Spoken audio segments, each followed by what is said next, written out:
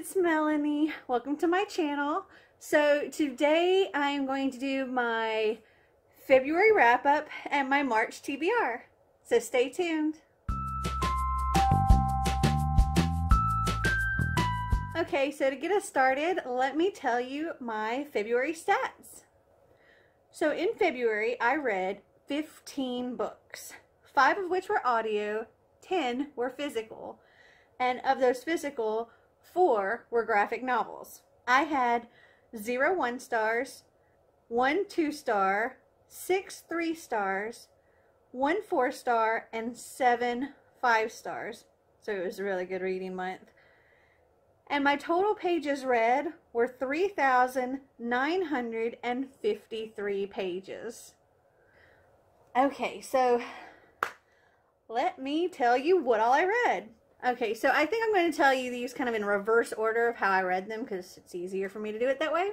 So the last book that I read was an audiobook, and that was Fairy Tales by Hans Christian Andersen. I really enjoyed this book. It was very interesting seeing the difference between the original tales and what we all grew up knowing. They're pretty twisted and depressing compared to the upbeat, lighthearted ones that we all knew. And I gave this 3 stars. Okay, so next is Lovey by Mary McCracken. I gave this book 3.75 stars. This was such a sweet story, and it not only showed the amazing impact that a good teacher can have, even with the most difficult of students, but it also gives you a peek into the workings of a child's mind and just how incredible they are. Okay, next is Broken Beautiful Hearts by Cami Garcia, and I gave this 5 stars. I loved this book so much. It sent me on a roller coaster of emotions. So this is about a girl named Peyton who she's just received an acceptance letter to the college of her dreams where she gets to play soccer for them, which is what she loves more than anything. And on the same day that she gets this acceptance letter, she also discovers a dark secret about her boyfriend. And she confronts him, they argue, and then he ends up pushing her down the stairs and injuring her knee. Afterwards, he won't leave her alone, and her mom sends her to stay with her uncle in Tennessee while she recovers. While she's there, she meets a sexy boy named Owen, who has secrets of his own. She's drawn to him, but she doesn't trust her instincts anymore and doesn't really know if she can trust him. There were so many twists and turns in this book that I didn't see coming, and it was just amazing. I loved it. Next is American Street by Abai Saboy, and I gave this a 3.5. I listened to the audiobook of this, and the narrator was amazing. This story is about a girl from Haiti who has come to America with her mother. She's allowed to enter the United States because she was born there, but her mother is detained and held in a detention facility for a very long time. Now, I thought this story was supposed to be about their struggle as immigrants, but instead it was more about teenagers mixed up in the drug business in Detroit. It was a good story, but it wasn't really what I was expecting, so that was why it got a 3.5. Next is Speak, the graphic novel by Laurie Halse Anderson, and I gave this a 4 star. This book was so moving, and I feel like the graphics really added another aspect to the story. Now, I've never read the original novel, Speak, but after reading this, I'm really interested in reading the actual novel. This is about a girl who is raped the summer before her freshman year in high school by a boy who is about to become a senior in high school. And it happens at a party, and she goes and she calls the police, but before she can tell anybody what happened to her, everybody starts freaking out and getting upset with her because she's getting the party busted, and a lot of people get in trouble. So she starts out her freshman year being shunned by the entire school, and she's never told anybody what happened. And she's silently struggling with what's happened to her, and seeing this boy in the school, still she doesn't speak. She doesn't tell anybody until he finally gets involved with another girl, her ex-best friend. And then she feels like she needs to speak up. She needs to do something to help protect this girl. And yeah, it was really good. So next is The Fill-In Boyfriend by Casey West. I gave this a 3.75. I listened to the audiobook of this, and I thought it was a really cute story. So the first like 25% of this book I felt was just really, really childish, and I was thinking I wasn't really going to like it. But I think it was actually kind of the point of the book was to make it very childish in the beginning, so you could see the main character grow up and progress throughout the story. And by the end, it wasn't so childish. So in the beginning, Gia, our main character, is dealing with a frenemy named Jules, who is trying to turn all her other friends against her. And Jules has all of Gia's friends questioning whether Gia's boyfriend is real or she's making him up. So they're finally going to get to meet Gia's boyfriend at prom. But then he ends up breaking up with her in the parking lot before ever even going in, and nobody ever sees him. So in sort of a panic last-ditch effort, she sees a guy sitting in his car and doesn't recognize him from school, but he looks about high school, college age, and she goes up to him and she convinces him to come in to prom with her, acting as her boyfriend, and they will break up during prom so that everybody will have known that he existed, and then that'll be the end of it.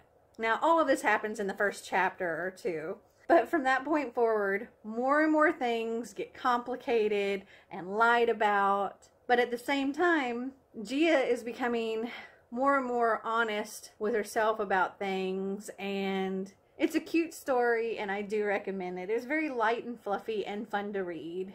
Okay, next is In the Distance There Is Light by Harper Bliss. This is the one that I gave a 2-star. It got a 2-star because there were some aspects that I liked, but most of it I didn't. And I also did read the entire thing, and I didn't DNF it.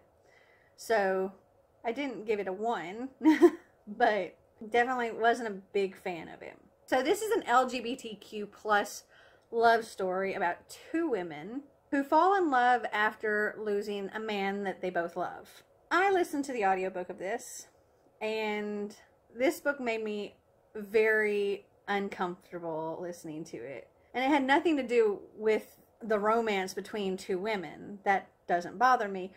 It was, the issue that I had was who these 2 women were to each other prior to the relationship that made this so uncomfortable. So here's a quick backstory of who Sophie and Dolores, our 2 main characters, are to each other prior to the relationship. So first off, Ian is the man in this story. And Ian's biological mother was a lesbian. When Ian was 5 years old, Dolores entered their lives. And Dolores was Ian's mother's life partner. And because Ian was so young, and he grew up his whole life with Dolores as a part of it, she was another mom. So he called them both mom. So present day, Ian's biological mother has died some years past from cancer. So the only, I guess, mom he has left is Dolores. So point 2, Sophie and Ian are a straight couple. They're in love. They've talked about getting married, but they decided against it because it was kind of a in honor of his mother kind of thing, because she wasn't able to marry the person that she loved, Dolores. And Sophie and Ian live together, and they've been together for 5 years. Point 3, Ian's involved in an accident and he dies instantly. Now, Sophie, who is 30, and Dolores, who is 56, are both mourning Ian. And they comfort each other, but that comfort turns into a hot, steamy romance. So essentially, she is doing her dead boyfriend's mother. And that just felt really wrong on so many levels. And yeah, it was very awkward and uncomfortable, and yeah, wasn't a big fan. Next is The Ingredients of Love by Nicholas Barreau. I gave this one a 3-star. This is a cute story about how a book brought 2 people together. It was okay. It wasn't bad, but it also wasn't great. It was just average. Okay, so next, no, I did not read this entire behemoth of a book. This actually has 10 books inside of it. So I read the first book of the Chronicles of Amber, which is 9 Princes in Amber. And I gave this a 3.5. One of my best friends sent me this book because it's his favorite series and he thought that I would enjoy it. Now, like I said, I've only read the first book in this series, but I did really enjoy it. I actually went into this book knowing that it was a fantasy, but the first third of the book had this feel of a suspense or a thriller more than anything, and I was really into it. The middle third of this book is where the fantasy part of the story really started to unfold, and I loved it.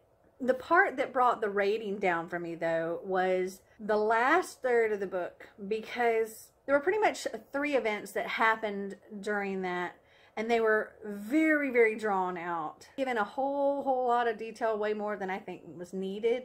Like, there's a fighting scene going up these stairs.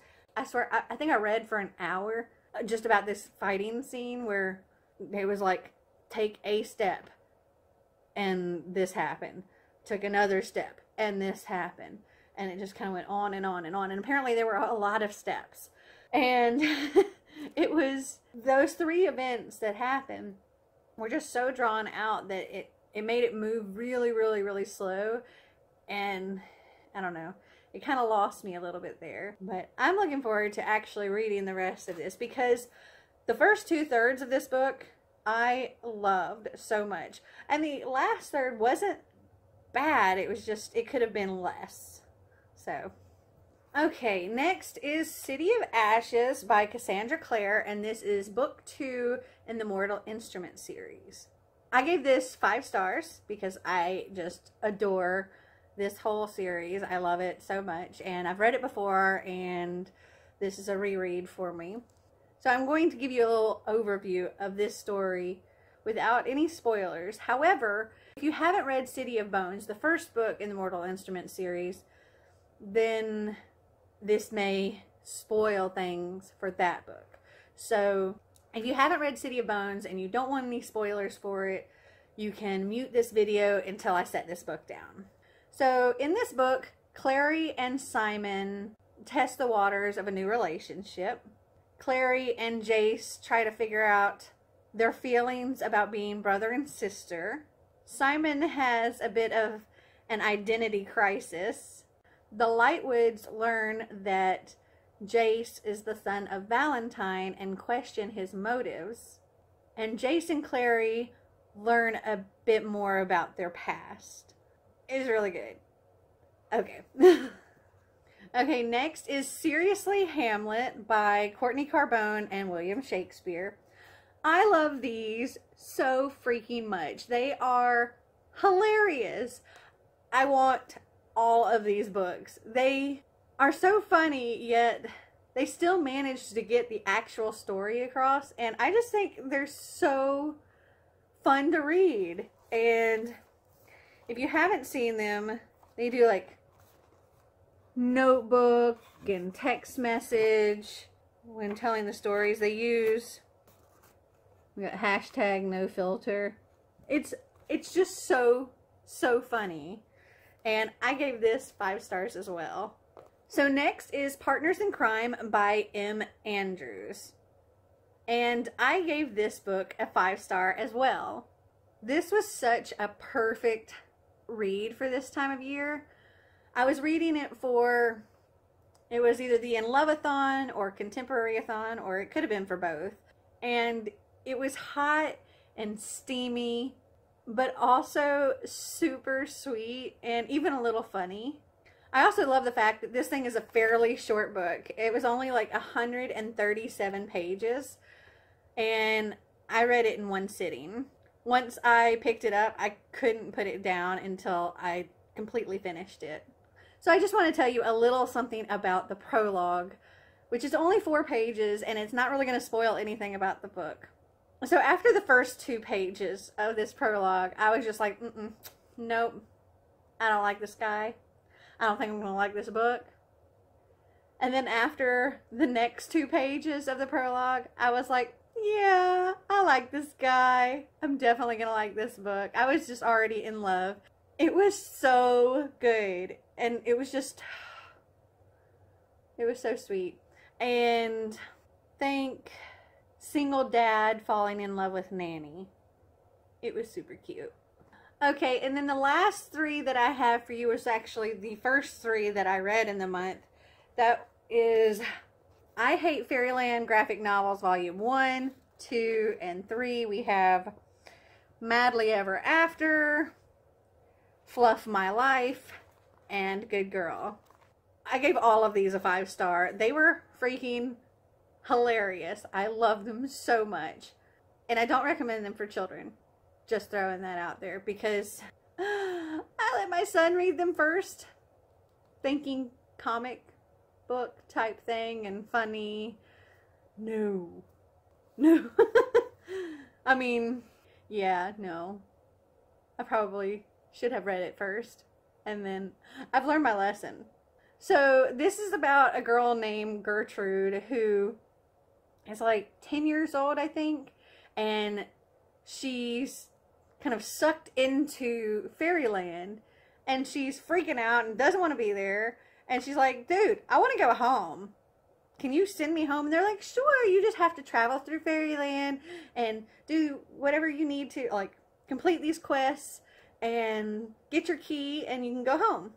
And where most people, it might only take a day, she's trapped there for 27 years. So this is after 27 years. She hates fairyland and she's insane. She is stuck in the body of this little 10-year-old cutesy person. But other than that, she has actually aged mentally those entire 27 years. And she pretty much is going on a murderous rampage, killing everything in her search for finding this key, because she does not want to be in fairyland. She hates it. Then in volume 2, she ends up as the queen of fairyland, which is not good for anyone involved. And then in volume 3, she's decided it must be karma or something, and she has to turn things around and become this good girl, and maybe then she'll find her key. And oh my gosh, the ending, I was shook. I was not expecting that ending. So yeah, I gave all of those a 5-star as well. I really, really enjoyed them. Okay, so that is my entire wrap up for February.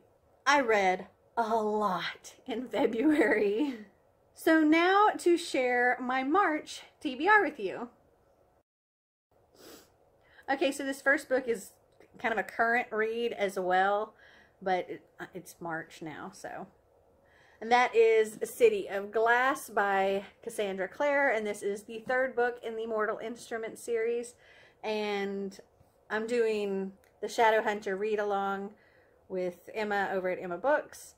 So I'm following the same schedule she is, so I'm currently reading this. And when I finish that, I will be reading Clockwork Angel, which is the 1st book in the Infernal Devices series. And if you don't know about this series, let me just read the synopsis to you. Magic is dangerous, but love is more dangerous still. When 16-year-old Tessa Gray crosses the ocean to find her brother, her destination is England. The time is the reign of Queen Victoria, and something terrifying is awaiting her in London's downworld, where vampires, warlocks, and other supernatural folk stalk the gaslit streets. Only the Shadowhunters, warriors dedicated to ridding the world of demons, keep order amidst the chaos. Kidnapped by the mysterious Dark Sisters, who are members of a secret organization called the Pandemonium Club, Tessa soon learns that she herself is a downworlder with a rare ability, the power to transform at will into another person. What's more, the Magister, the shadowy figure who runs the club, will stop at nothing to claim Tessa's power for his own. Friendless and hunted, Tessa takes refuge with the Shadowhunters of the London Institute, who swear to find her brother if she will use her power to help them. She soon finds herself fascinated by and torn between two best friends, James, whose fragile beauty hides a deadly secret, and Blue-Eyed Will, whose caustic wit and volatile moods keep everyone in his life at arm's length. Everyone, that is, but Tessa. As their search draws them deep into the heart of an arcane plot that threatens to destroy the Shadowhunters, Tessa realizes that she may need to choose between saving her brother and helping her friends save the world, and that love may be the most dangerous magic of all. And this is also a reread for me, but it's been so long since I've read this series. It's been many years since I've read any of the Mortal Instruments or Infernal Devices, because I read them back when they came out, so long time. So I also want to read the ebook of Fairy Tale Revenge by J.L. Higgs. This is a sequel to Ella, A Stepmom's Tale. Now, in Ella, we have this reporter, Sylvia Stark, who is interviewing the wicked stepmother, and it ends up being this big court battle, and she's suing Cinderella for defamation of character, and there's all kinds of ridiculously funny, silly stuff. You know, there's like, is Humpty Dumpty a spy? There's sexy party time. There's, yeah, it's a silly, fun story, and I very much enjoyed it. And Sylvia Stark, the reporter that does the interview and kind of this whole story follows, she goes on to start a magazine called Fairy Tale Stepmothers Unite. And that is where Fairy Tale Revenge picks up. And I imagine it's going to be just as silly and fun and ridiculous as the first book, and I'm really looking forward to it. So next is A Map of Shadows by J.F. Penn, and I entered something so that I could receive this. It was for like bloggers or something to request and review this book, and so I was sent this by the author, and it said that it was for fans of the Mortal Instruments, and I'm a huge fan of the Mortal Instruments, so I wanted to read this. And it says, a map of skin etched in blood, a world under threat from the borderlands, a young woman who must risk the shadows to save her family. When her grandfather is murdered under mysterious circumstances, Sienna Farron inherits his map shop in the ancient city of Bath, England. Once there, she discovers that her family is bound up with the Ministry of Maps, a mysterious agency who maintain the borders between the world and the uncharted. With the help of Mila Wendell, a traveler on the canals, Sienna discovers her own magical ability and a terrifying place of blood that awaits in the world beyond. But when she discovers the truth about her past and the borderlands begin to push through the defenses, Sienna must join the team of map walkers on their mission to find the Map of Shadows, whatever the cost. In a place written out of history, a world off the edge of the map, Sienna must risk everything to find her father and her true path as a map walker. And a little bit of information about the author. It says, Oxford-educated, British-born, J.F. Penn has traveled the world in her study of religion and psychology. She brings these obsessions, as well as a love for action-adventure, to her writing. Her fast-paced, arcane thrillers weave together historical artifacts, global locations, a kick-ass protagonist, and a hint of the supernatural. And I thought it sounded really interesting. So next is Homefront by S.C. Wright. This is the sequel to Bad Reception, and I read Bad Reception, and I very much enjoyed it, and the author sent me the sequel to review as well. And last month I did start reading it, and I got about halfway, and then I stopped because I really wasn't enjoying it anymore. So I want to try to give it another shot and finish it this month so I can post my review. But I didn't want to give any review or anything until I had actually finished it. Okay, next is Ready Player One by Ernest Cline. So this is set in the year 2044, and it's about a boy named Wade Watts. And, well, it's more about this virtual world called Oasis. So pretty much the world has gone to crap, and most people are now living their lives, going to school, working, everything in this virtual world called Oasis. And the creator of Oasis passes away, and in his will he states that he's left an Easter egg in the Oasis world, and the first person to find this Easter egg wins Oasis and his entire fortune. And so everybody kind of goes crazy for that, and for many, many years they're searching for this egg. And then this teenage boy, after many years, he has uncovered the first clue to finding this Easter egg. And then everything kind of goes crazy from there, and it reinvigorates everybody's search for this egg. And this book is packed full of like 80s nostalgia, and I think that's one of the things that makes this book very unique, and I'm looking forward to it. Plus there's a movie coming out, and I want to read the book before the movie. Next up is Warcross by Marie Lu, and I'm in a Facebook book club, and this is sort of our book of the month to read. So I'm looking forward to reading this. Let me read the synopsis here for you. For the millions who log in every day, Warcross isn't just a game, it's a way of life. The obsession started 10 years ago, and its fan base now spans the globe. Some eager to escape from reality, and others hoping to make a profit. Struggling to make ends meet, teenage hacker Amika Chen works as a bounty hunter, tracking down Warcross players who bet on the game illegally. But the bounty hunting world is a competitive one, and survival has not been easy. To make some quick cash, Amika takes a risk and hacks into the opening game of the International Warcross Championships, only to accidentally glitch herself into the action and become an overnight sensation. Convinced she's going to be arrested, Amika is shocked when instead she gets a call from the game's creator, the elusive young billionaire Hideo Tanaka, with an irresistible offer. He needs a spy on the inside of this year's tournament in order to uncover a security problem, and he wants Amika for the job. With no time to lose, Amika's whisked off to Tokyo and thrust into a world of fame and fortune that she's only dreamed of.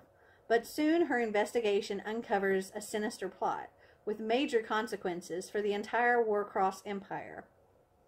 In this sci-fi thriller, #1 New York Times bestselling author Marie Lu conjures an immersive, exhilarating world where choosing who to trust may be the biggest gamble of all, which is very much going to go along with my Ready Player One thing I have going here.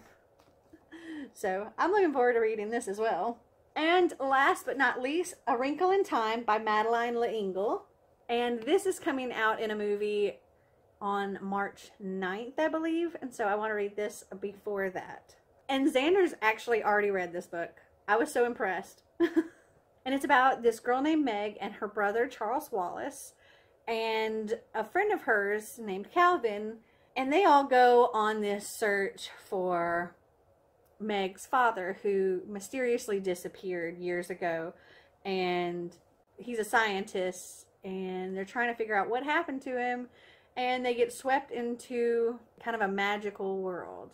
Anyway, I'm really looking forward to reading this, and I want to read it before the movie comes out, so I'll be reading this right away. And that is my entire TBR for March.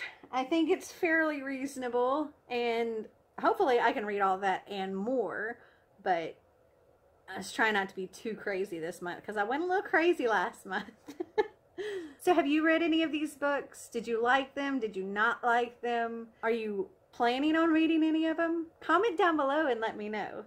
Well, I hope you enjoyed this video. If you did, give me a big thumbs up. And if you'd like to see more videos like this, click that subscribe button down below. And until next time, bye!